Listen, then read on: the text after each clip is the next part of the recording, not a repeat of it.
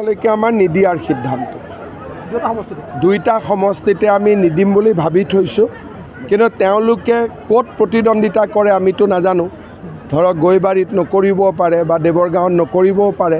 সেইকাৰণে আমাৰ সিদ্ধান্তটো তেওঁলোকে প্ৰাৰ্থী তালিকা দিয়াৰ পিছতহে আমি এটা স্পষ্ট সিদ্ধান্ত ল'ব পাৰিম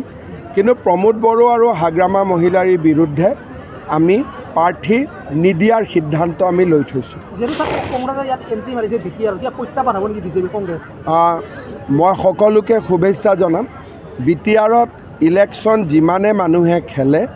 বিটিআৰত গণতান্ত্ৰিক পৰিৱেশ এটা ঘূৰি আহিব সেইকাৰণে মই সকলো ৰাজনৈতিক দলে বিটিআৰত ইলেকশ্যন খেলাটো বিচাৰিছোঁ যাতে বিটিআৰৰ মানুহেও অনুভৱ কৰে যে আমিও নলবাৰীৰ দৰে আমিও গুৱাহাটীৰ দৰে ইয়াত আমি বেলেগ নহয় সেই পৰিৱেশটো তেতিয়া আহিব